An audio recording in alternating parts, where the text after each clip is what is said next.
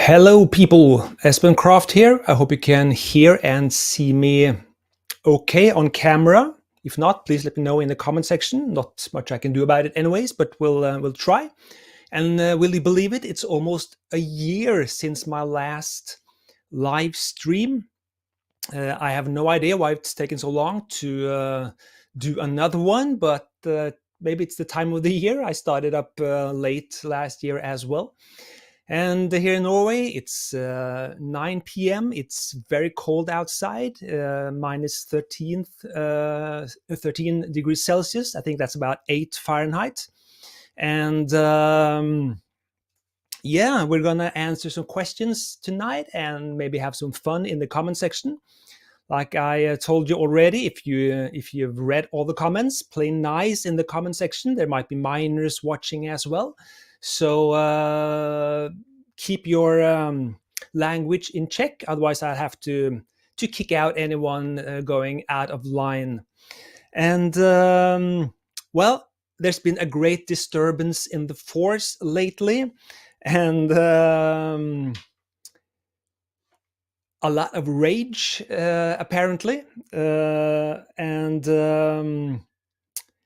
that's good. Strike me down in anger and hate, and let your journey towards the dark side be complete. Just kidding, but there's been some controversy over one of my latest videos about vintage synthesizers, so we're going to address some of that tonight. And I've gotten lots and lots and lots of comments, and as usual, about 50% of everyone watching and reading what I'm saying, about half of you get the point, and half of you read and hear what you want to hear. And only 2 comments so far has shown that they've taken and got the first opening monologue, which is entirely taken from one of my favorite movies, Margin Call. So that about holding the biggest bag of in the history of music tech gear. If you take out that music tech gear and replace that with the word capitalism, that's word for word exactly the monologue that the character Jeremy Irons plays in Margin Call, uses on his board in his company. So as always, I'm using a lot of quotes from famous movies when I do my rant videos, and my rant videos are always meant as black humor, irony, and of course everyone disagreeing with me will never agree that it is black humor or irony. I'm just saying that now to save face or whatever, but it's always black irony and humor. And you should know that you should never ever listen to anyone on YouTube telling you what to do. Not me, not anyone else. If you're going to make up your mind about a topic, you make up your mind based upon your own decisions and thinking, and of course not what any YouTuber might say you should do or not do. This is entirely up to you. And I love making rant videos occasionally, because some people go bat crazy over what I say sometimes, and that's hysterically fun to me. And it just shows me the fascinating side of social media and how people can react to someone they really don't know at all. And to get into that whole thing about vintage synthesizer having no value, at no point did I say that synthesizers of a vintage kind is without sentimental value or nostalgic value or value to the person using it. It's playable, etc., etc. I'm only talking about the financial side of things, the economics. And I firmly believe that in 40 years, all vintage synthesizers today will be obsolete, in that sense that no one will pay much money for them at all. But up until that happens, why not enjoy them? I have lots of vintage synthesizers still. And I recently made a video about what I've kept. I have sold a lot, but I've kept a lot as well. And we're going to come back to that later in this stream. And well, yeah, so use your synthesizers, keep your synthesizers, sell your synthesizers. It doesn't really matter to me. So next time you watch one of my rant videos, take it with a pinch of salt, and about 50% of you do that, and 50% of you agree with me, 50% disagree with me, which is totally fine. I'm not here to win any popularity contests. I'm just making videos I think is funny and interesting to me, and if anyone else likes them as well, that's all for the better. I've never approached YouTube from that angle of making it into a business. Making videos and releasing videos on YouTube is not how I make my money. It would seem that a lot of you guys think that I make my money off videos on YouTube, which is not true at all. So let's have a look at what's happening in the comment section here. And there is a lot I see. Yeah, where shall we begin? Anyone joining right now? Hello to you. Nice to have you on board here. Let's see if we can. I think my most populated live stream last year was about 91 people, maybe close to 100. I see we have 81 on board here now. So let's see if we can up that a little bit tonight. So, yeah, lots of comments.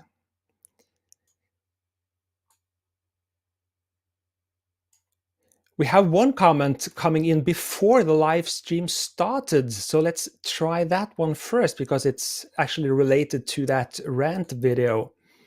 And this one here. I'm just going to take away that starting soon, because we have started already, of course. Let's check out that this one. You have sold your soul to the devil, Arturia. Just business now, a shame. Yeah, well, I have some comments saying that exact same thing, but you can replace Arturia with Behringer. And have I sold my soul to the devil? Well, I'm not sure I have. Yes, I've made a Arturia video lately. I also have several Behringer videos released in the past. I also have lots of Roland videos and Korg videos and Yamaha videos, even modern Rolands and stuff like that. So I'm not sure I've sold myself to the devil in any way, really. But you're right about one thing. It is business. I am also a businessman. I am a musician and a businessman. I have to make money on my music. And as such, I do videos occasionally that are sponsored by manufacturers. And I've gone through this before, but I get approached a lot by different manufacturers wanting me to show their gear on my channel. And I say no to 8 out of 10, maybe 9 out of 10. If the gear doesn't intrigue me, if I'm not seeing any use for the gear myself, I always say no. And even if I say yes and doing a video, I might not keep the gear after the video is done if it's donated to me or used as a paid in a paid deal with the manufacturer. So occasionally I do make videos which are sponsored by manufacturers, and I take their money. But that doesn't mean I've sold my soul to them for that. So it's really not true that I have sold my soul, but it is also a business. I have no other income than what I make out of my music career. So that's that. And another one, again, in reference to the rant videos, we can get that out of the way. I didn't get this video. Is he upset with something? No, I'm not upset about anything. I'm just making videos that I think are funny and interesting and can stir up some emotion. And usually my rant videos do that. And isn't that the purpose of doing rant videos? You have a topic that interests you, that you think deserves some recognition among your followers. I don't necessarily have to be upset about anything to do a rant video, but I find the topic interesting. And, you know, in our little niche world of synthesizer, which is a tiny little niche, I'm pretty sure there are people around the world making violin strings out of horsehair which is a bigger niche than ours. And what's the purpose of getting this worked up, annoyed, or irritated, furious, raging over something as trivial as synthesizers? Synthesizers only matter to us playing it. It don't matter at all to the people listening to the music we make. But if your goal by using synthesizers is to have fun on your own, not making music, that's also totally fine. Then of course a synthesizer, an instrument, is important to you. I understand that. It's important to me as well. I can connect with an instrument. But as much as I love and use synthesizers, I'm also a working musician. And my YouTube channel and my own music is only a little part of what I do. And when I'm making music for a musical or layering sounds for an amateur artist one weekend, which really doesn't care about synthesizers at all. They just want me to make some cool music or sounds for them. Of course, I use whatever tool I think is the best tool for that particular job. And sometimes that is a software synthesizer, a plugin, a emulation, perhaps. If I just like the sound, that's all that matters. And sometimes that might be a hardware synthesizer, but who really cares? We care our own little niche. No one else cares. So that's that. Yeah, let's check out the comments again, and lots and lots of comments. We had one here, which I saw earlier, which is actually very interesting. Let's see if we can find that in the stream of comments. Yeah, this one. Let's check out this one.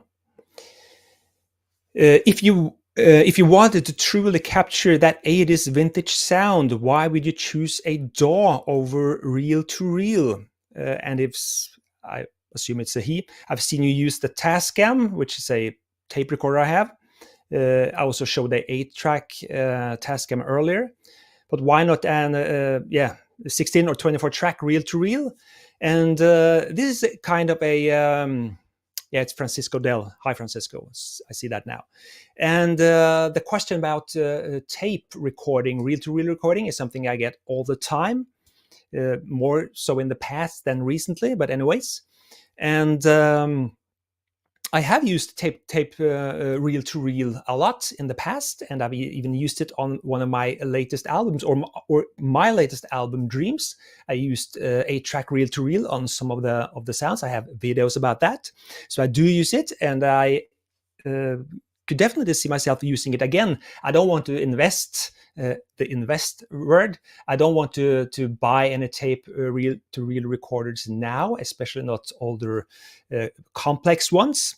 But I can certainly see why some are still using it. But remember that in the 80s, and quite early in the 80s, you had digital reel-to-reel recorders. So not all music that you hear from the 80s were recorded analog. A lot of major hits and chart toppers, etc., were recorded on digital tape back then. That's also reel-to-reel, but the sound is recorded digitally. So you didn't get any of that tape saturation or the side effects that you associate with reel-to-reel or tape recording. So don't be fooled by thinking that everything recorded in the 80s were analog. It was not. A lot of 80s music were recorded digitally, mixed digitally, and released on CD. So analog tape, reel-to-reel, great fun. Also a major annoyance when it's not working correctly as it should. So, but again, maybe one day I'll make a full album using only analog reel-to-reel. Maybe not. Let's see what happens. So that's an interesting one.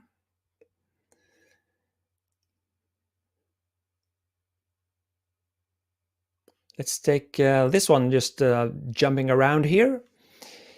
There's actually too many questions coming in, so I won't be able to answer everyone. So it'll be a little bit random, but I'll try to pick out comments that'll sort of span a great variety of topics. I hope I have your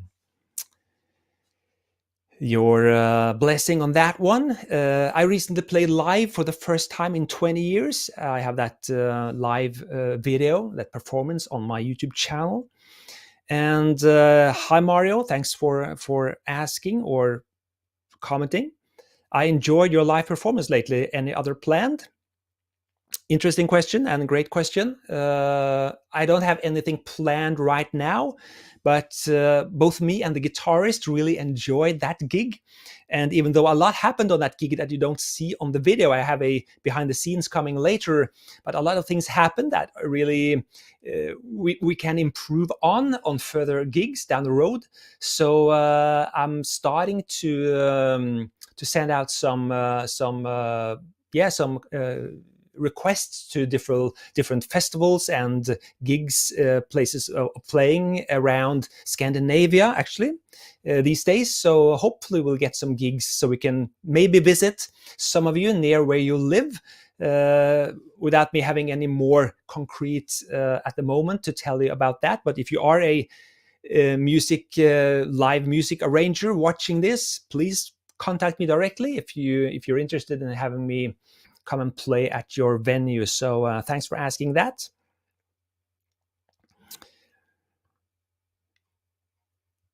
So let's see. Here's a cool one from Freda. Hi, Freda. Hi, Espen. How many different synthesizers have you owned, collected in total, and do you have an all-time favorite? That all-time favorite thing is something that often comes up. I think I've answered that before as well, but since it's almost a year since last time, I'll answer that again now. But first things first, how many different synthesizers have you owned, collected in total? I have no idea. If you mean how many I've had at the same time, maybe 60, I don't know. I actually never count what I have. It's easier now because I've downscaled everything. So now I'm looking at some of them now. So now maybe I have, with modules and everything, maybe 25 vintage synthesizers or sound modules in the studio. But I have owned more at the same time before, but I have no idea how many it's been. But I've owned pretty much almost everything that's ever been made at some point, or at least had it in my studios, working on them and maybe returning them. But I have touched upon most things in the past, not everything, but most of them. And my all-time favorite, that's always a different one. I don't think I have an all-time favorite, but I'm often asked, what synth would you take with you to a desert island? And my answer to that is always, I take a piano. Firstly, because you don't need power to use it. And secondly, I'd had much more fun out of having only a piano than any synthesizer. So a piano is my preferred way of making music. So I'd pick a piano for that one. Here's another one from Cortical One. Hi, Cortical One. Hi, Espen. What is the extent of your formal music training? And that is none. I have absolutely no formal training in music at all, unless you sort of count in a home organ course my mother paid for me just after she bought a home Yamaha organ back in 1981 or so. I think I went 4 or 5, maybe 6 hours to a training session which the music store held for those that had bought a Yamaha home organ at the time. And there we learned to use the organ. And I think there were some minor going through some notes, chords, etc. But I count that in if you want to. But I have no formal training apart from that. So everything is self-taught. And the usage of the local library was very important to me. and I just took home sheet music, listened to the radio when a song came up on the radio. And if I had the sheet music for that song, I just studied it, listened to it, played along with it, and tried to play it afterwards on my own, reading the notes, etc., in the sheet music book. And slowly, I learned more and more about music theory and chords and voicings and stuff like that. So that's really how I started my training on my own. So no one's been teaching me anything about music theory, at least back then, but I've learned from other people as years went by, things that I memorized and used further down the road. So that's how I got into to learning my or some of my music theory, which I think is very important. It's been very important to me, having that knowledge. From Kirill, can you make a dubstep? I've actually made some dubstep, and I have a friend. I'm not sure if he's on here right now, but I have a friend which is very good, or at least he did make some very good dubstep in the past. And I made some as well, maybe not hardcore, but some. But isn't that genre really out of fashion right now? Not that it matters that it's out of fashion, but I know what makes a dubstep song, and the truth is that on my next album, I have a song. I wasn't planning on saying this, but I have a song on there that has a sort of dubstep feel to it, and it actually started out as a much more edgy dubstep song than it'll end up on the record now. But we can get back to that at that time. Yeah. Whoops, we're 108 people on this live stream now. Thank you so much. I think this is a new record. Or record, all-time high, 108 with it right now.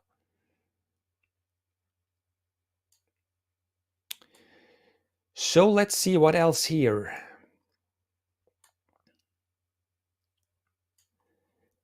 This one is relevant in terms of my history. Have you ever recorded to Minidisk? And yes, I have. Minidisk is one of the platforms or recording mediums that I really detest more than most others. And not because Minidisk isn't a interesting technology. It's a cool technology, and I have my Minidisk still. But the sound quality coming out of Minidisk is not that good. And I'll tell you shortly the story that really made me detest Minidisk more than anything. And I was remember, I've been a working musician for many years. I've done a lot of things in music. And at one time, I was running a commercial recording studio with a big analog mixer and everything. And I did a lot of mixing jobs for record companies as a mixing engineer and the mix master, if you want. And at one time, a record company, and this was in, say, around 98, 99, and the record company come and told me, "Hey, Espen, we want you to mix down a complete album to Minidisk." So the 2-track, not the mastered, but the mix, the stereo mix, will be going down to Minidisk of all things. And I tried to talk them out of it, because that's a terrible idea, because you have to master it later to be released on CD. That was the plan of the record company. So they wanted me to first mix it down to Minidisk, and then a mastering engineer would master it onto CD. And that's a recipe for disaster. And it was, because when you mix down to Minidisk, it's taken out 70% of all the information in the sounds. So if the mastering engineer later wants to boost a little bit of EQ or hone in here and there in the frequencies, there are none. There are no frequencies left to work with. So the end result will be incredibly bad sonically. And that's what happened on that session. And it really made me detest Minidisk something fierce. So I swore I would never touch a Minidisk again. I actually have many of those songs on my Minidisk master still, and I I have listened to them occasionally throughout the years since then, and it sounds incredibly bad even today. So I would strongly advise against using Minidisk as something serious in terms of making music. But sure, it's a lot of fun, and you can see you can use the text display and everything, and the technology was cool. And maybe I've been told that later Minidisk technology advanced a little bit, so maybe the compression technology improved later on, but I have no desire going back there. So Minidisk must go back into eternal slumber as far as I'm concerned. So that's that.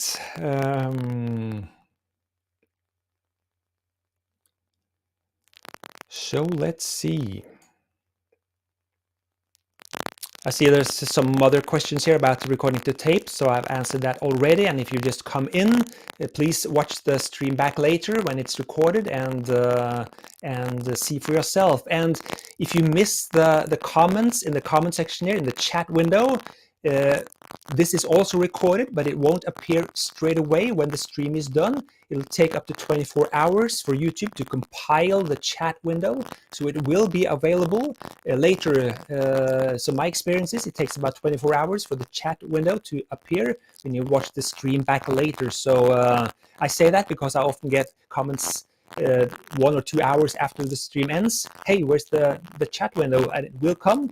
It just takes a little while before YouTube has compiled it, I guess.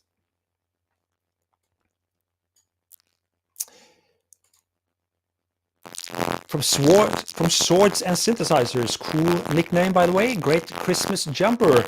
Yeah, thanks, Sweater. Do we have some snow this week? This is actually a classic Norwegian winter sweater pattern. It's called the Marius sweater, or the Marius genser in Norwegian. It's just a little bit out of the ordinary in terms of color scheme. It's usually blue, white, and red, as in the Norwegian flag. But this is a classic Norwegian pattern for this type of sweater. And actually now it's a little too warm for me sitting here chatting with you, because I work up a little bit of adrenaline when I'm doing these live streams. I should have only had a t-shirt on, but that's how it is. And we have a lot of snow where I live now. Actually, it's been snowing and staying because it's so cold. And now that we're in the beginning of December, now I just hope it'll last throughout Christmas, because it's always nice to have snow on Christmas. But after Christmas is gone, I hope the snow goes away as well. But usually it don't. But we can hope. So thanks for that. So people from Australia, hello to you. I see you're on here. That's very nice. We're up 116 people here now. Awesome. So let's answer a question from Australia here, from Watch Australia. Hi to you. And I've answered this before as well, but again, it's been a year, so why not repeat some of it? What are some of your favorite 80s artists? And there are so many. In the beginning, in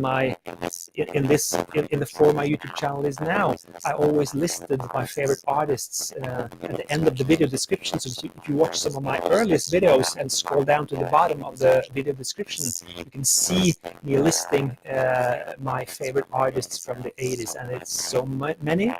And not only synthesizer type of groups, artists, or bands, everything from Duran to Dire Straits, Howard Jones, of course, Eurythmics, Depeche Mode, all the usual ones. I was never much into Kraftwerk. A lot of people think.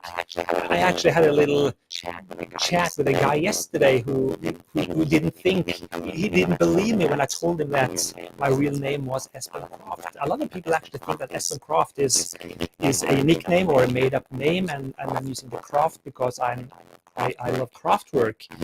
I've never been very taken with Kraftwerk at all, actually. Espen Kraft is my real name. In Norway, I'm Espen Kraft. Simple as that. My kids have Kraft as their last name, so nothing special about that here. But favorite '80s artist, pick out the top 10 of any year in the '80s, and you'll find some of my favorite artists. I don't have one major big artist that is my favorite. I just love 100 of them equal from the top 10 list of any year in the '80s, actually. So yeah, that's that. I can't power cycle my audio interface, I'm afraid.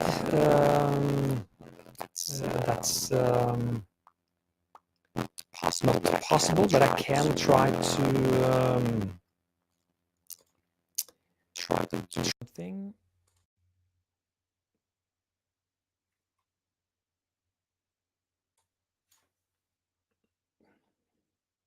I have no idea if that helps. Please let me know if my audio situation improved. I did check this before going live, so I think I have the optimal settings here for my audio. So yeah, so much better. Great. Then I know next time if you're letting me know what I can do. So thanks for letting me know, and I'm very happy it worked. Superb, superb. Let's go back to the questions then. In my next live stream, I hope to bring on a guest, so it won't be just me talking, rambling on for hours on end. I see that I don't have a moderator or anything when I'm doing this, so I'm trying to talk to the camera, and that's why a lot of comments pass me by when you type them. So I see that now that the audio was bad, but I also see that the audio is much better now. So that's great. Thanks. So let's see. This is interesting because I get asked this a lot as well. From Brian. Hi, Brian. Have you ever got to work with some of the musical heroes from the supergroups of the '80s? And no, I have not. I have had some interaction with people from the more well-known people here in Scandinavia, but I've never worked with them in that sense. Not pop acts, at least.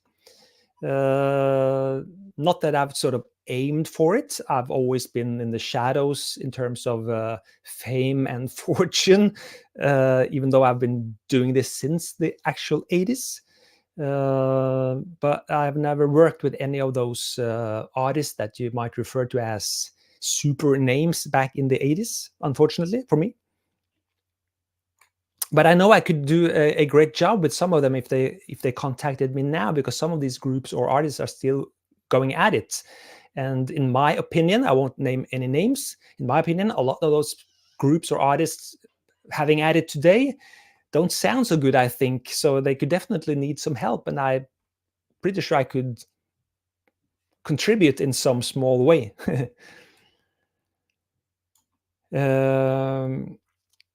Something that's come up for years, actually, but is only now starting to become a reality is MIDI 2.0. And this is not a question, but a comment from Zaki here, which I think is interesting enough to address shortly. My understanding of MIDI 2.0 is that different MIDI devices will automatically recognize each other, making interfacing quicker. And that is my understanding as well. I must admit, I've never studied the specs of MIDI 2.0 all that much, because MIDI 2.0 doesn't really matter a lot to me, because I'm using a synthesizer for just, I record most of my synthesizers by hand. I just play the sound and record it, and that's that. So I think people assume I use MIDI a lot more than I actually do. And I do use MIDI, advanced MIDI at times, but not a whole lot. So MIDI 2.0 doesn't really bring much to the table for me personally, but I'm sure that having a synthesizer recognize another one, and maybe you can access everything for one synth on another on a much deeper level than you can or have been able to do for the last 40 years, maybe. So all for the better.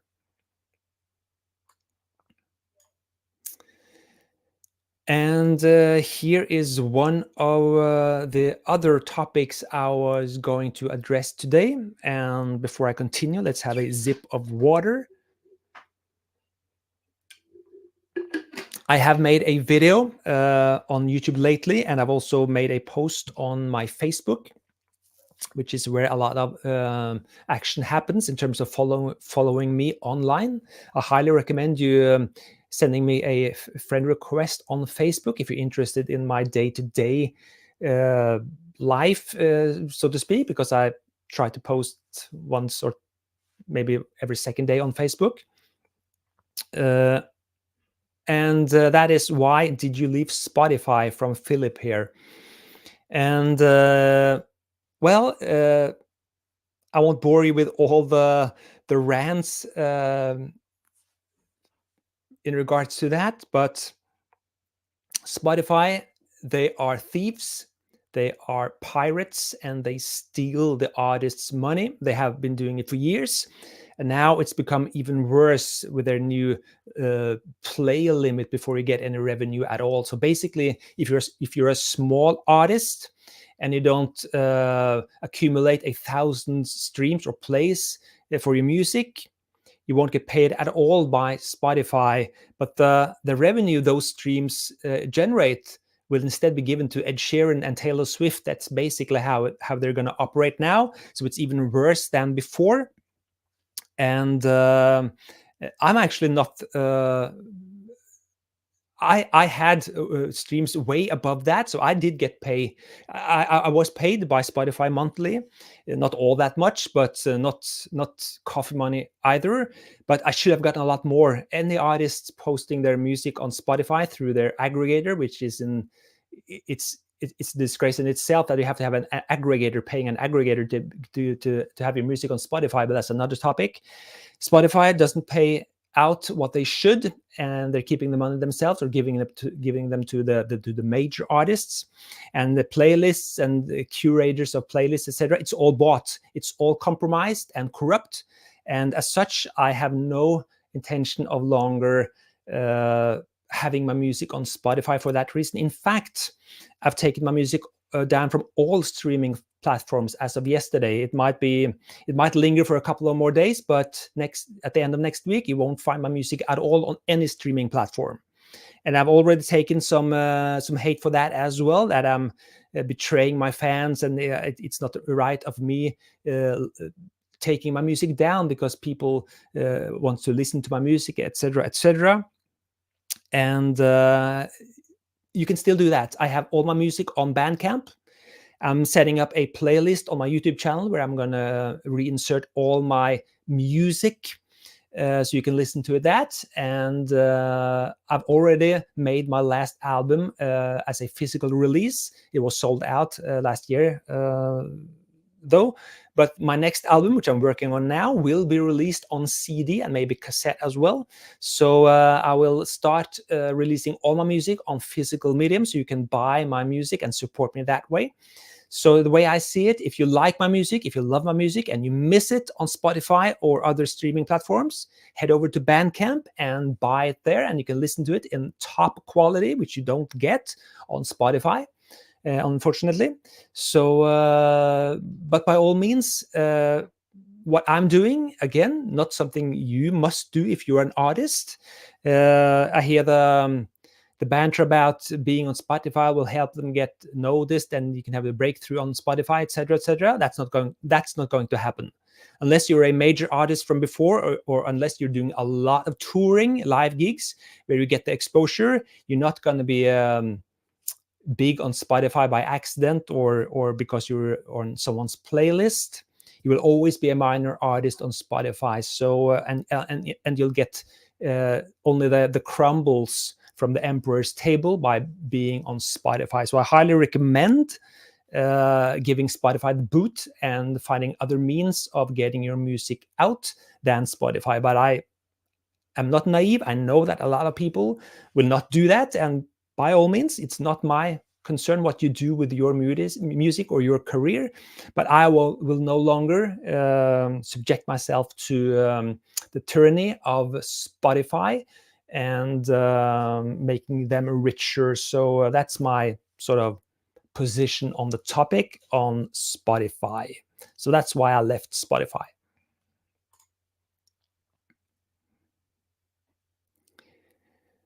So that's that. Yeah.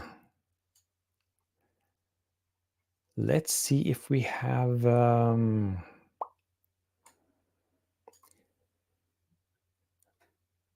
This is also from Freda, which I answered the question from before. This is totally random. I'm only looking at the types of questions here to get a diversity in the comments and what I'll answer to answer a broad variety of questions. We're up in 136 people here now. Thank you so much. That's definitely a new record.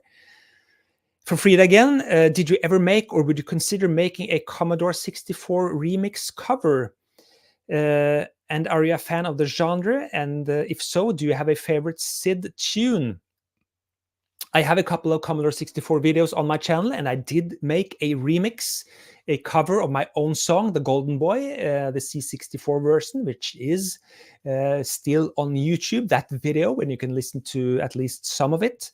And that will be part of the music I will re-upload on YouTube as in a dedicated music playlist of my music. And I love the C64. And the talk about me selling nostalgic things. I have another room right across the hall here with all my old C64 gear, VIC-20s and stuff like that. And I love the C64. I love making music on it. I love gaming on it. I love just sitting down programming all basic stuff on it, or assembler, etc. So I'm big on C64s and all that, the infrastructure associated with that. But I'm not an especially fan of the SID music genre. I admit to that. I love the SID music in games, but not as much as music on its own. I hardly think I'll make any remixes of famous songs on a C64, but sorry, who knows what happens. C64 for the win.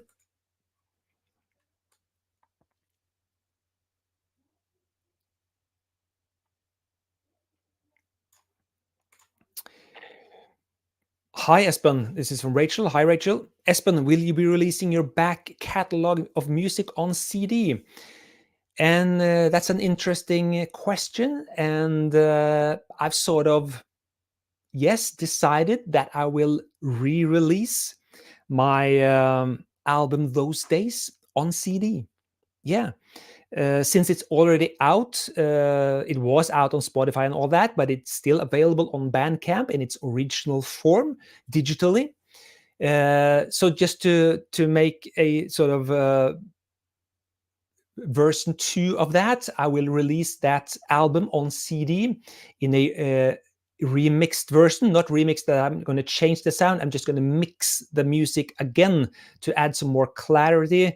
Since it's going to be released on CD, I have some things I want to do to just make it sound in its best form on CD. So the arrangement will be the same. The music will be exactly the same. I'm not going to add any sounds or take away sounds. It'll be the same songs. I'll just mix it again for clarity. And release it on CD. So this is something I've just decided on just a week ago, so to speak. So when that's done, I'm gonna press it and release it on CD, and hopefully a lot of people will buy it, and I'll ship it all over the world. I'll get back to that on my YouTube channel, of course. I'll make a video about that release when it's done. So I might have 2 albums. Whoops. Siri, just that was Siri on my phone, just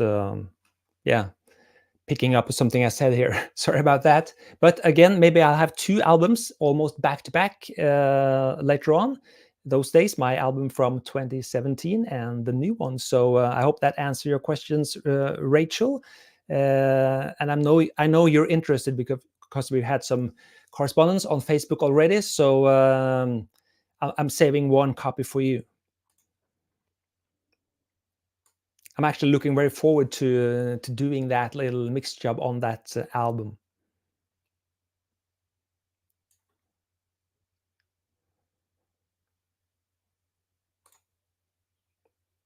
Hi Espen, from Jose.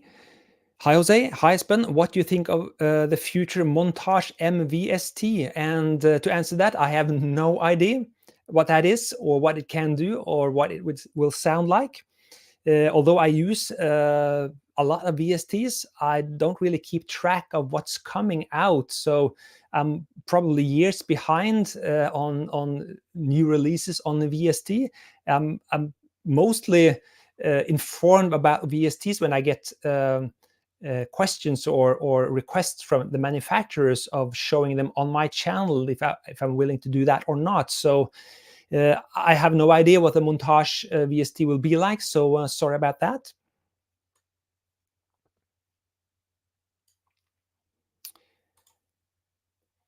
And from Icing the Body Electric, question, Espen Kraft, really like your singing voice style. Thank you very much. It has that kind of melancholy of Neil Tennant that is intentional, of course. And yeah, I've got that question many times, or comments on that voice when I release songs, which I sing on.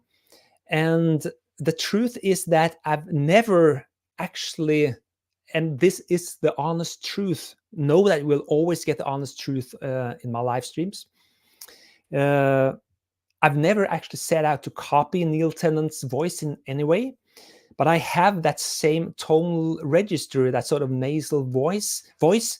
If I sing at that register, I don't necessarily sing at that register. If you go back to my album Those Days and listen to a song called, take Atomic Winter, for instance, if you hear me singing on that song, Siri again, because I said the name of the song. If you listen to that song, you'll hear that I use a much more baritone voice, much lower down the register than many of my other songs, which are higher pitched. So I've never set out to mimic Neil Tennant, but when I sing, I realize myself that I can remind a lot of him, but it's not intentional. And I don't try to mimic his voice, but some of my music are similar to the Pet Shop Boys. And when my voice has some of the same vocal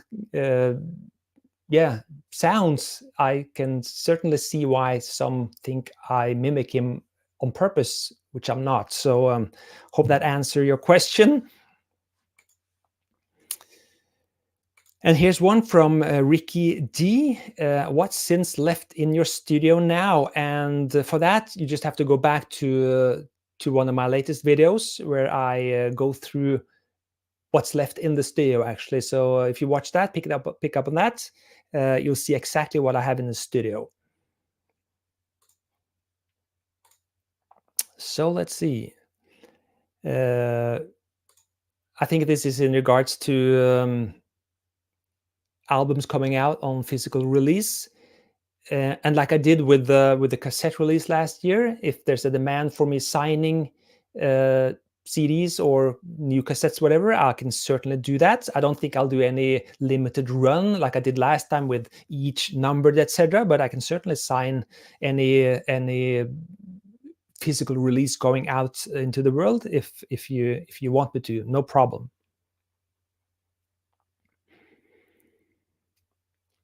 And here's one from John.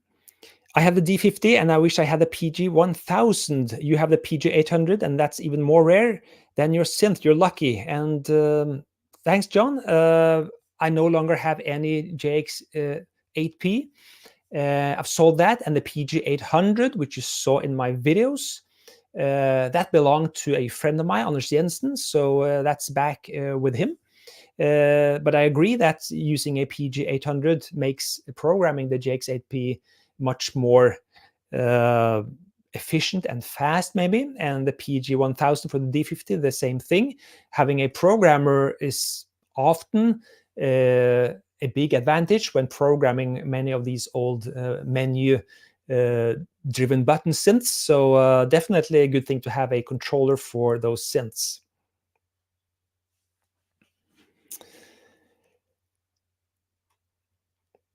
So let's see what's happening here. And how long have you been going now? For almost an hour? Wow, not bad. Here's a question from, I'm not entirely sure how to pronounce your name here, but I think it's something in the sort of Jorge, is that correct? Hi Espen, what is your opinion on the Arturia Prophet VS? And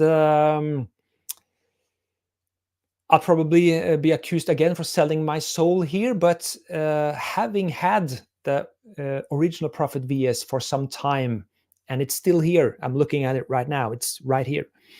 I know the Prophet VS very well, and I have to say that the Arturia Prophet VS, with its capabilities of importing original Prophet VS sysx files, and you can import original waves as well from the Prophet VS as wave files. I have to say that the Arturia Prophet VS sounds incredibly good and very, very, very close to the original Prophet VS.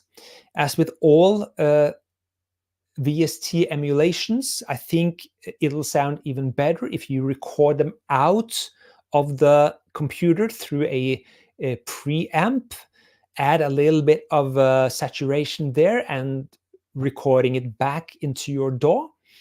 That's what I do with hardware synths, of course. We record them through preamps into the DAW.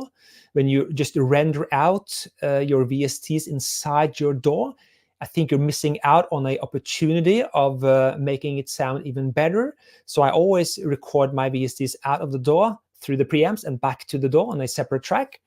And when I do that with the Prophet VS from Arturia, which I haven't used all that much, but I have used it enough to make a sort of have made up my mind. I've concluded, if you will, and I think it sounds incredibly, incredibly close. And I think it sounds so close that I might even consider selling the Prophet VS, because a Prophet VS right now, not in 40 years, but right now, can generate some cash, actually. I'm not sure about this because it gives me and that's where the emotional investment comes in, which I didn't ridicule or minuscule in my rant video. The emotional investment in a vintage synth can be great, and it gives me great joy sitting down with the original Prophet VS and playing with the sounds on it that way, and that can always spur some new ideas and creativity, which I wouldn't necessarily have gotten from playing only with the VST on a screen. So there's always something to be had from using that original hardware as well. And that brings me into another question that was brought up a lot in my What's Left in My Studio video. And that's why I kept all those vintage sequencers, because you picked up on that. I have all of those sequencers still, about 10 or 11 of them, and many people can't fathom why I keep all these sequencers.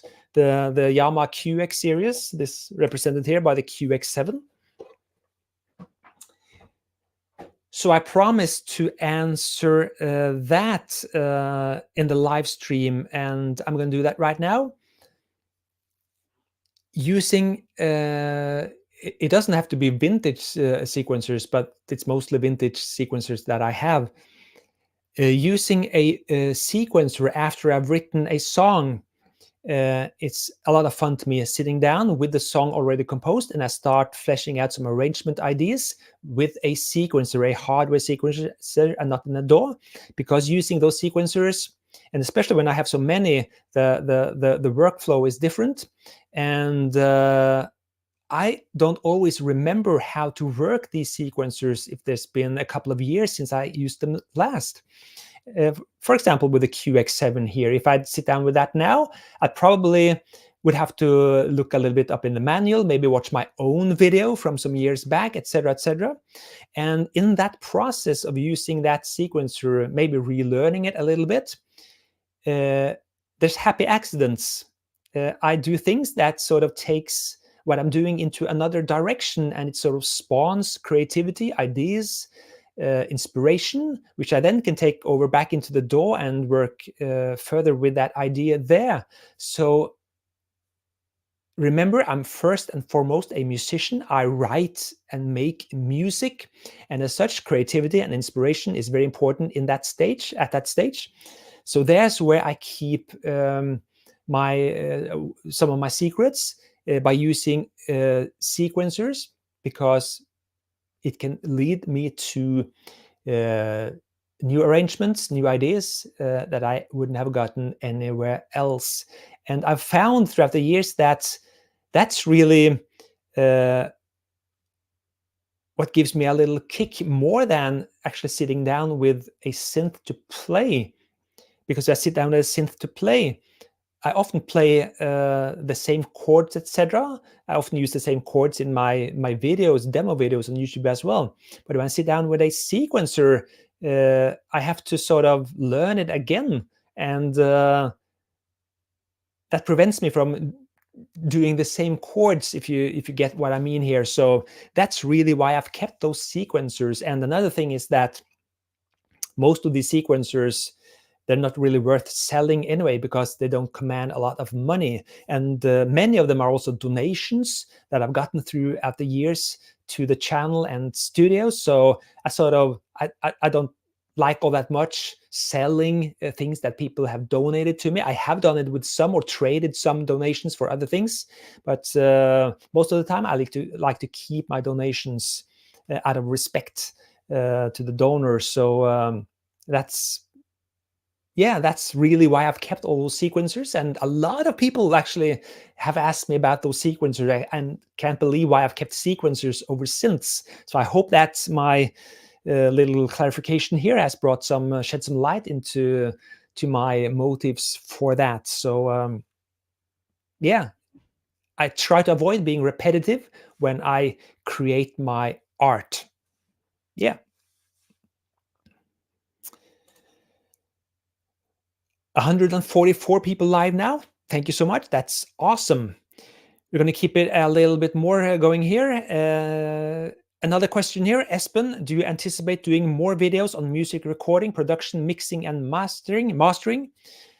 Your released music is top-notch in production quality. Thank you so much. Again, from Cortical One. And again, I'm just picking out questions here that show a bigger variety in topics.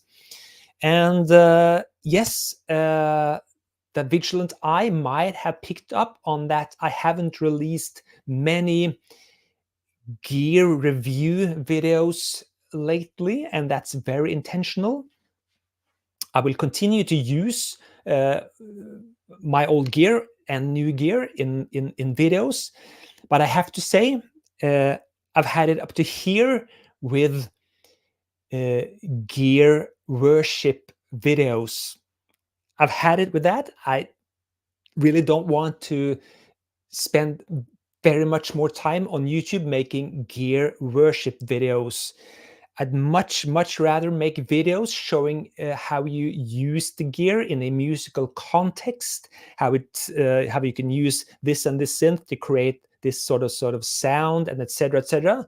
Not this is the saw or pulse waveform from the synth compared to this synth, or this synth is from 1977 and it was the predecessor or successor of that and that synth, etc.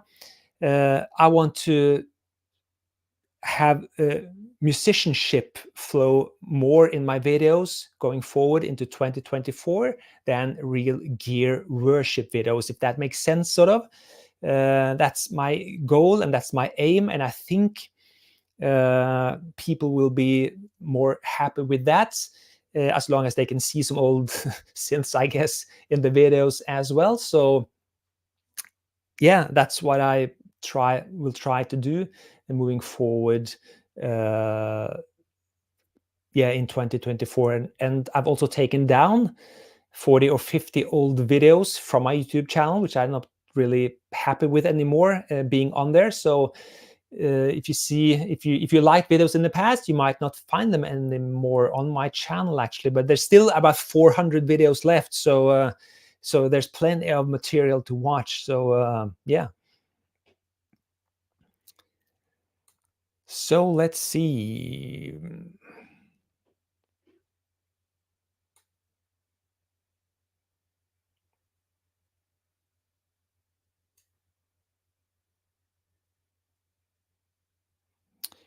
Here's one from Classic Arcade and Amusement Park Videos. Is this a question? Something about the feel of real instruments on hardware. Let me just say that I replaced most of my hardware with software clones, and I'm very satisfied with software clones. And yeah, this is sort of goes into what I told you earlier tonight. If it's software or hardware, to me, sometimes I'm looking for a tool and I use whatever I have at hand that will make the job, that'll get the job done more easily, fast, or efficient. Sometimes I want to have a real instrument and I turn to a hardware synth to connect with and sort of get my creativity going that way. So no hard rules, nothing right or wrong here. And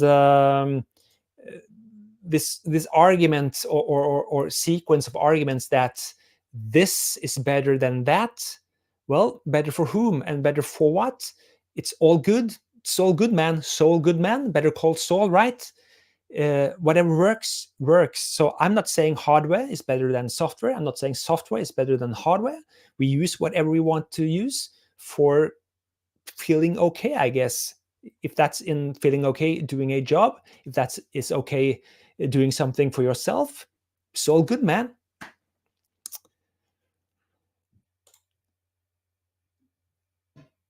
Boland 100, if you could only have one single sequencer, what would it be? Interesting. I have answered that before as well in a way. And I think if I had to keep only one of the sequencers I have now, I would choose the Yamaha QX3 because it has enough memory and functionality and advanced functionality to be used on a live gig. It also has the capabilities of being used as a awesome studio sequencer. It is arcane, it is insane in its infamous job command terminology, which Yamaha used in the 80s on its QX sequencers, but nothing else comes close in terms of functionality. The Roland MC500 is another contender because it's very fast to work and it's so easy, and that's a cool one as well. And if you want a quirky one that could really take your music into another direction, just because it's quirky, it's the Roland MSQ 700. But I'd have to go with one as an overall winner, and for me, it would be the Yamaha QX3 for the reasons I just told you. So. And I see there comes up a lot of questions here about VSTs, hardware, etc. And I think I've answered that now in this live stream. Please go back and hear what I had to say about the thing. Nothing is wrong, nothing is right. It's all about how you feel in the moment.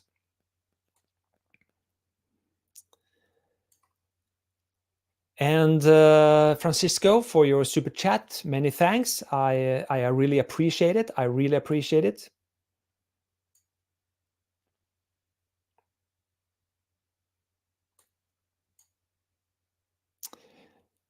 Okay. From Rich Color, hi Rich. Are you in a converted loft room and is it cold? And so many people think this is a loft, and I think it's because of the slope angle here. This is actually not the loft in this house. The loft is actually behind here, this is actually a quite big house, but the loft is behind this wall here and going that way.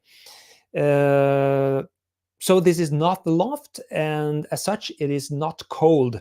In fact, underneath this house, we have a pipeline, the Depeche Mode song, you have a pipeline going, I think it's about 60 meters down. So we're taking up hot water from the mountain below here, pumping it up, sort of making it a little bit more less advanced than it is when I'm talking now, but we're pumping warm water up, and so every floor, every on the floor here in every room in the house, we have hot water going. So it's hot.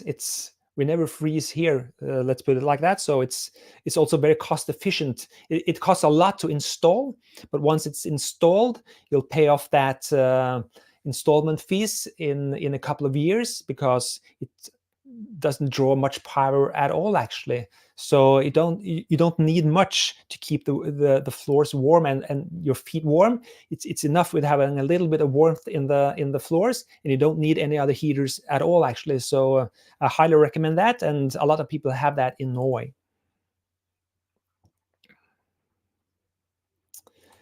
So that's that.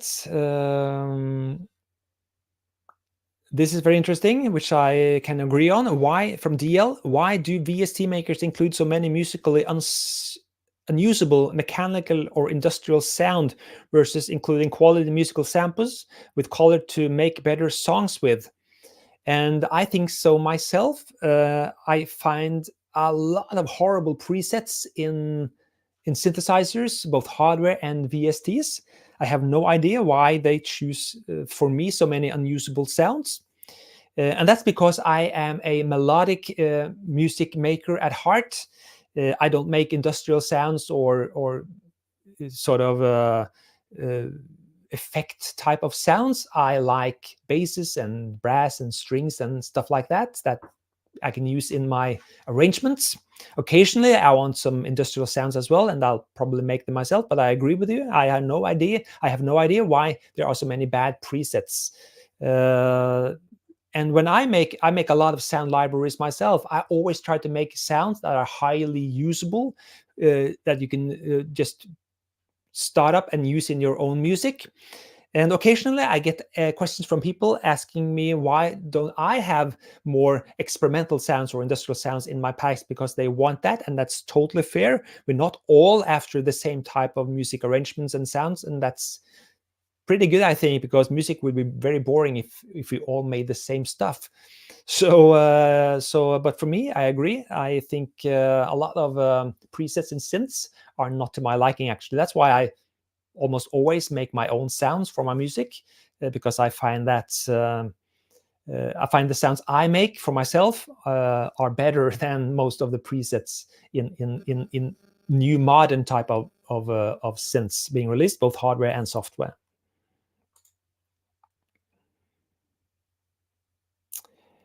Yeah, I know I use my hand waving a lot because I get excited. And if I get excited, you get excited too, right? Or annoyed? I don't know.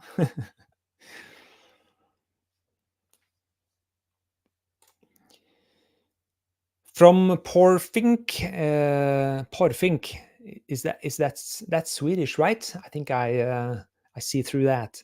Espen, would you consider making a sound pack for a VST? I think that would be great, a great hit. Well, I have lots of sound libraries for the TAL sampler. That is a VST.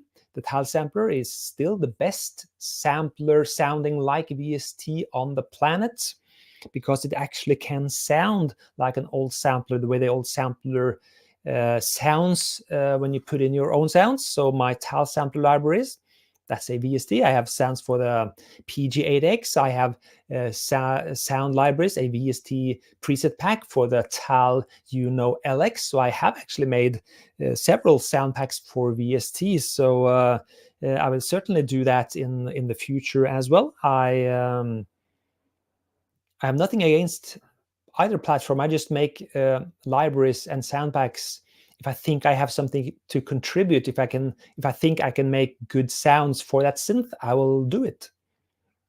Do it now.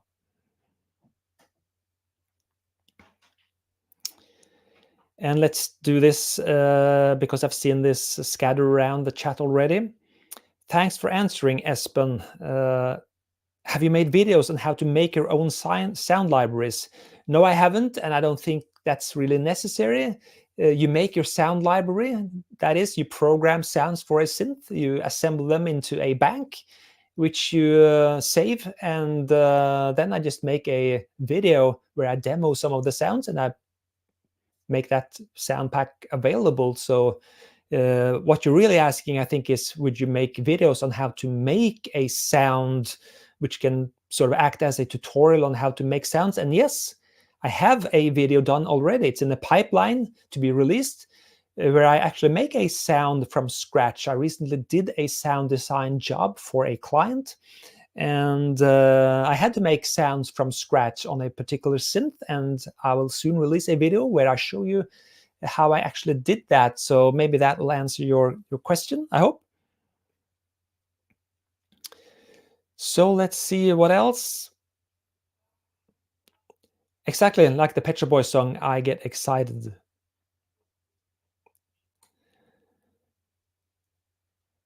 More super chats from Rich Color here. Thanks for the support, Rich. I really appreciate it.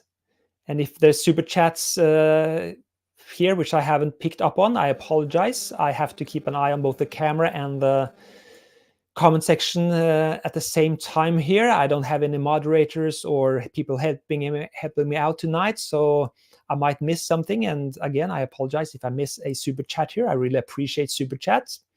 Again, it really inspires me knowing that you appreciate these live streams. Let's answer this quickly as well. I think I've answered this in the past too, but from Martin here, what do you think about the Kurzweil K2000? That's an awesome machine. I did lots of things with that in the 90s, whole albums for other people with the K2000, and it could do so much. It can still do much. And I loved it then because of its capabilities. I haven't had one for many years now. I'd probably have to learn it from beginning if I got it now, because it's been so long since I actually used the K2000. I don't plan on getting a K2000 back, but it's a good synth, absolutely. And Universal Audio, I have no idea about any of the synths they make in plugin form. In fact, from Deepak here, my thoughts on the Moog synth, I didn't know before just now that Universal Audio had a Moog synth at all, actually. So I have no idea, sorry.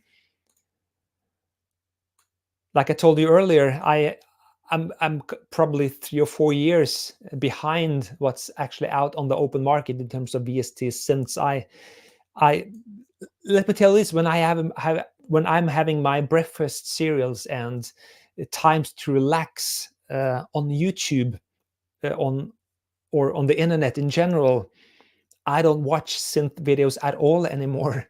I watch a different type. I have other interests when I'm going to relax. So that's why I really have no idea what's coming out. I know some stuff coming out because I'm advised or tipped off by other people. Hey, Espen, did you hear about this synth coming out now, etc., etc. So that's often how I get a whiff about what's coming out. So yeah, I really don't pay attention to everything going on. So again, hey to every people pitching in here from Texas or Australia, Japan, etc. Very, very nice to have you on here.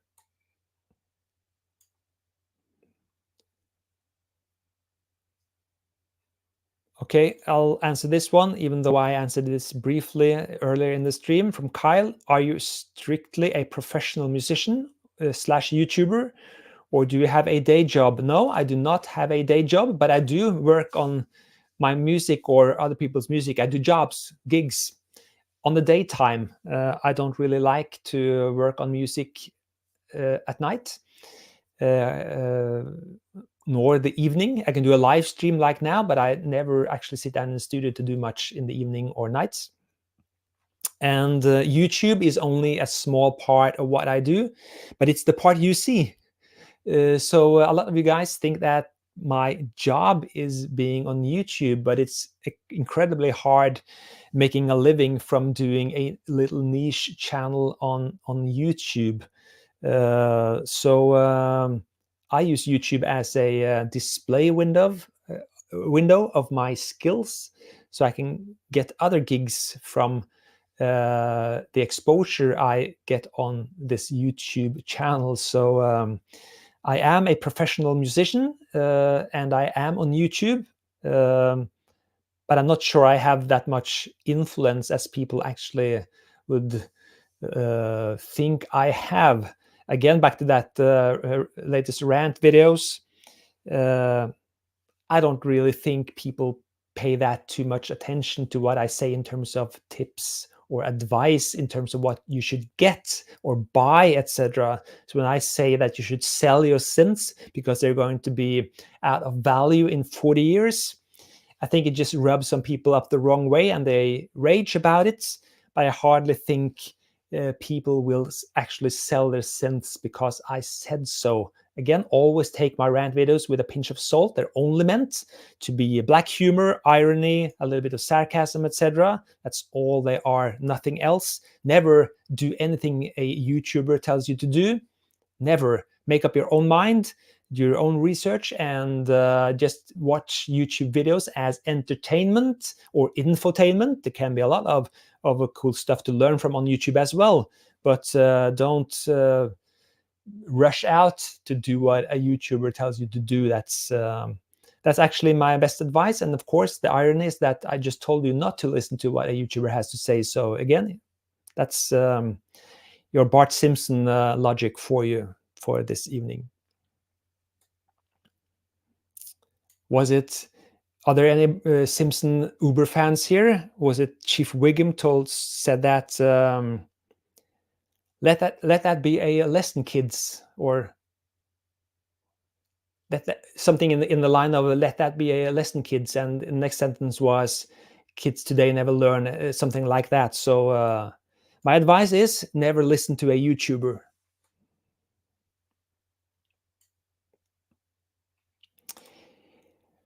Do the music equipment manufacturers give you access to new equipment for review?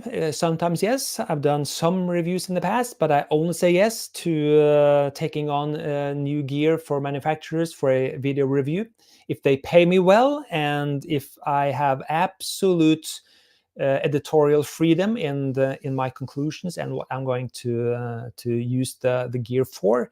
Otherwise, I say no, and especially if I have no use for the gear myself, I always say no to a manufacturer. I've never said no. I've never said yes to a manufacturer taking gear on the channel only for money, and I will never do that. Okay. This one is interesting.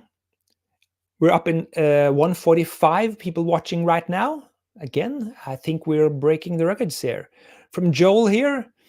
Hi, Espen. Do you think software samplers are currently capable of getting the same unique, strange sounds as early samplers? The TAL sampler has a lot of cool features that can make it possible to make it sound like an old sampler. It's not the same, but again, not necessarily better or worse if it's not the same. I think that is a very, very cool sounding sampler. You cannot sample on the TAL sampler, but you can import sound files, wave files, and map them out. So you have the versatility of a sampler, and you can use those algorithms, filters, etc., in it to make it sound like or behave like an Akai S1000 or a Emulator 2, etc. And nothing on the VST market that I know of can touch the TAL sampler for that. But it's not the same as pitching down and hear the sampler stretching out sounds like they did in the 80s. And some samplers do that differently. My favorite 80 samplers in terms of sound are the Roland S samplers, like the S10 or S50, and they actually sound pretty clean, but I think they have something in their sound that I really like. While the Akai samplers of the 80s has a much more punchy sound, so they all operate and sound a little bit different. So I have no favorites in terms of one sampler from the 80s, but I always enjoy the Roland S sampler sounds the most, although I actually used the Akai S samplers in my studios regardless, because of the workflow and the way you operate them, because again, sometimes time was money and you had to work fast, and the Akai samplers had the best interface, in my opinion, back then. So that's from Audio Lomtic. Are you a fan of Depeche Mode's music? I am a big fan of the old Depeche Mode albums. Probably a boring answer, but I like and adore Depeche Mode up until Alan Wilder left, and I also like the Ultra album. After that, I haven't listened all that much to Depeche Mode. I think they lowered, in my opinion, their quality a lot when Alan Wilder went off, and the latest stuff from Depeche is really not Depeche to me anymore. So I loved them in the past. I don't love them as much now.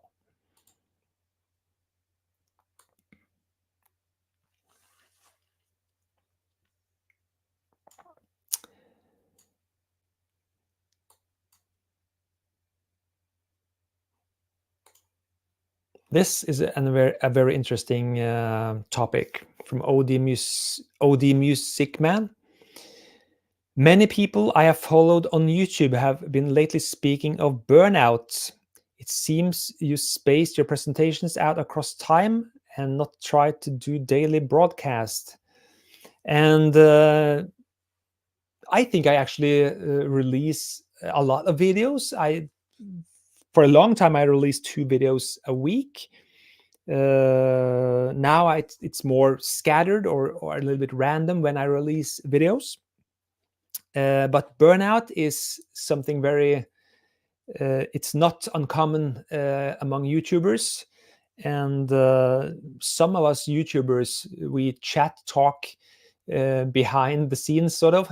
We talk to each other about stuff that never reaches our videos, but we talk amongst ourselves to some degree, and at some times. So I know a lot of YouTubers that can feel burned out, and I can certainly feel some of that myself at times. When you just feel you have to feed the troll, so to speak. You have to feed your channel, even though you really don't want to, or have the time or the creativity or inspiration to do it.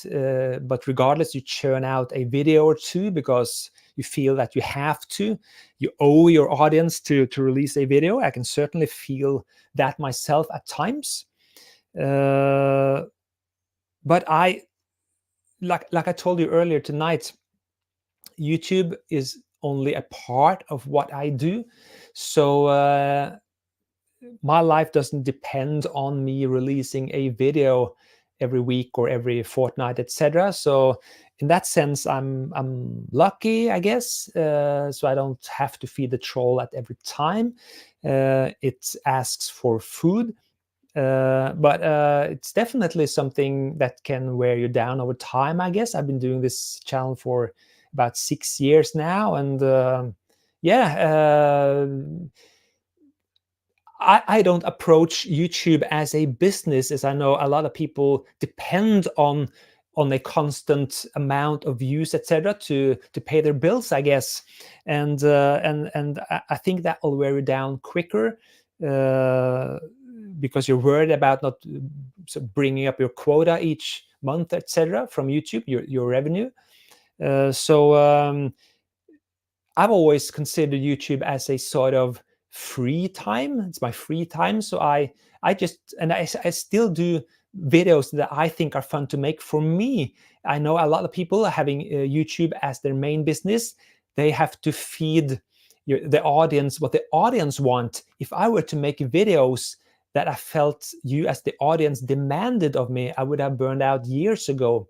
But I don't do that. I make videos that I think are interesting, and that video might not even fetch 2,000 views, while if I made a video that I think you demanded from me, maybe it would have reached 200,000 views.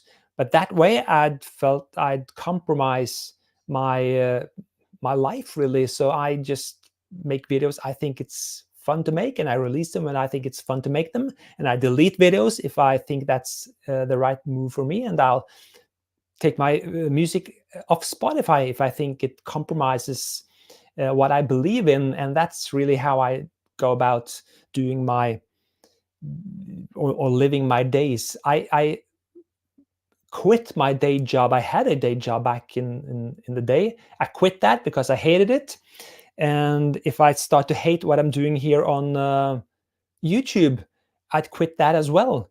And I think I would have hated it if I had to make videos that I felt that some people demanded or required. So I'll try to clear or steer clear of that and just do what I think it's fun.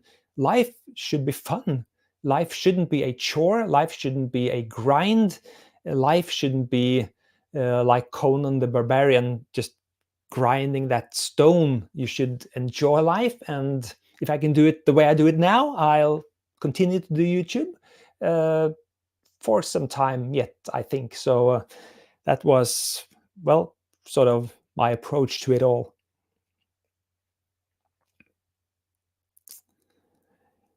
I have to answer this one from Deepak again. Do you think remastered albums have ruined the original releases like Dark Side of the Moon? And in fear of meeting myself in the door from what I said earlier tonight about me remixing those days for a physical release, I hope I will do that in a way that doesn't take away from the original release, and you will always have that original release of those days, even if I remix it again, or not remixing it but mixing it again for a CD release. The problem I hear with some remastered versions is that it takes away from the way I experienced the albums first in the 70s or 80s. I hear a lot of remastered 80s albums, or I did on Spotify before I actually abandoned Spotify, which didn't sound right to me because it's been pumped up to sort of suit a more modern audience and the demands for loudness in recent years. So I'm not too keen on remastering albums if they change the feel of the album and at the same time take away the original from the same streaming service. So that's what I hope to avoid with myself mixing those days again for a CD release. And you might ask, why don't you just release it on CD the way it was on the original release? And the reason for that is that I had some limitations when I mixed those days back in 2017, which I dearly want to not have on the album if I'm going to release it again. Some mud in the mid frequency, etc. And some of the vocal reverbs were kind of sketchy at times. So I hope to remedy that, but you will always have the original those days to listen to if you don't like the new mixed version for the CD release. So I hope that answered your question. It depends whether I like a remastered album or not. Often I do not prefer the new remastered version of an old classic.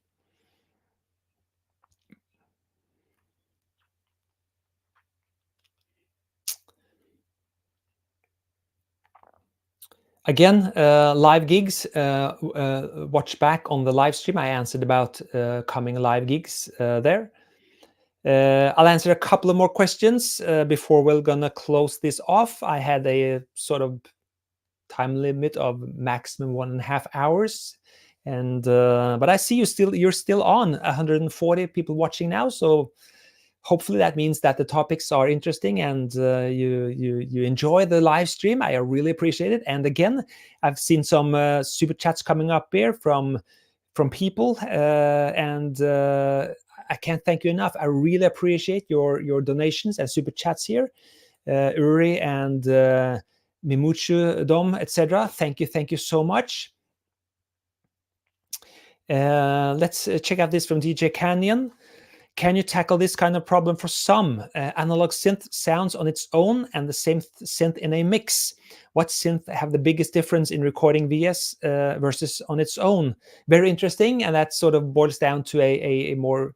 it really deserves a video on its own, because it's not really answered in just a few seconds. But the thing is that a lot of synths take...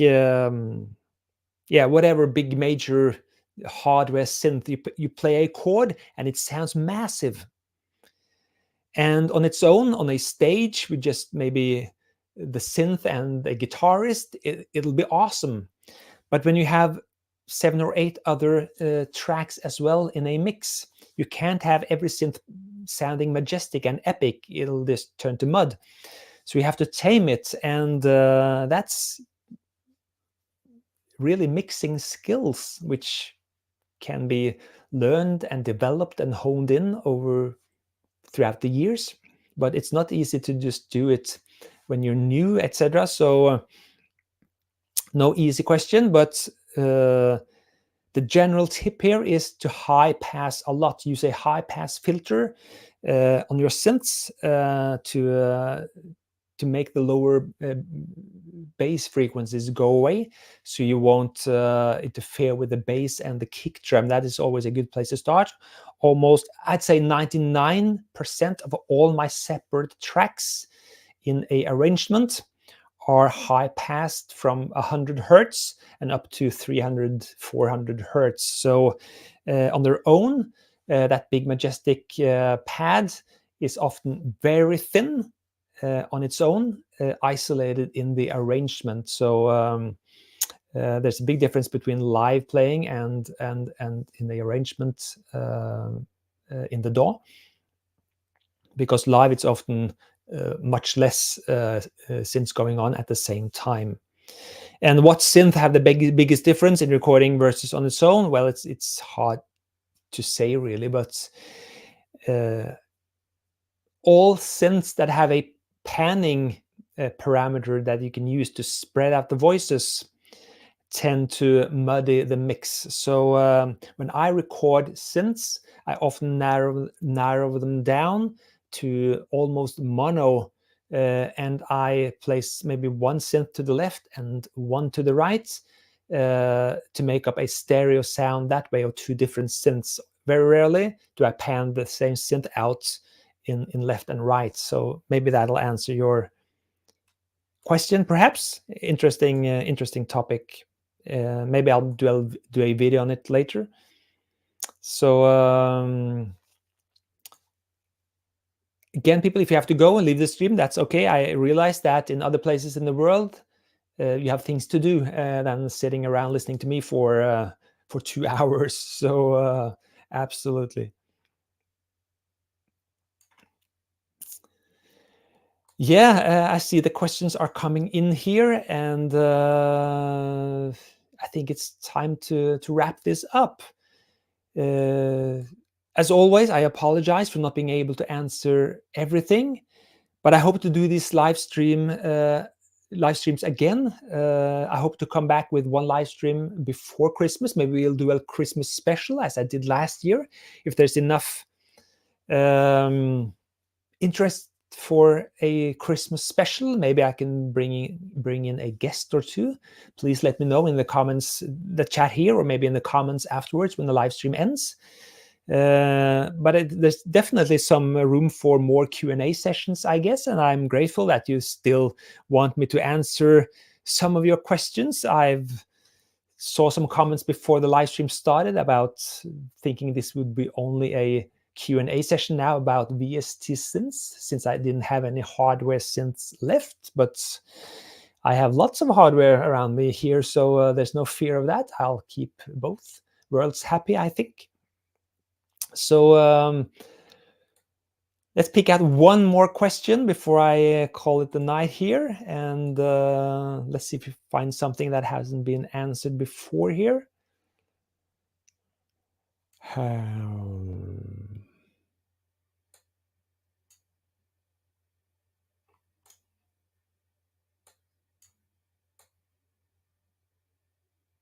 Yeah, people with rage issues are especially welcome to these live Q&A sessions. I hope to calm you down.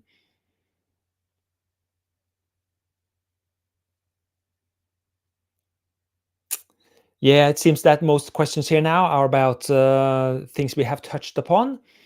So we'll just call it a night here. Thank you so much for joining me on this live stream. And I hope to see each and everyone back again later. And I'll answer questions then. And again, when I release videos, if you have comments or questions, leave them in that comment section. I might not answer them right then and there, but I'll often take that question up into my live streams later. So you might get your question answered regardless of me answering it in the comment section to that direct video. So keep that in mind. And I'm pretty sure I'll see you again before Christmas. So I won't say Merry Christmas just yet, but I'll see you shortly before Christmas, I guess. So take care, and I'll see you next time. Cheers.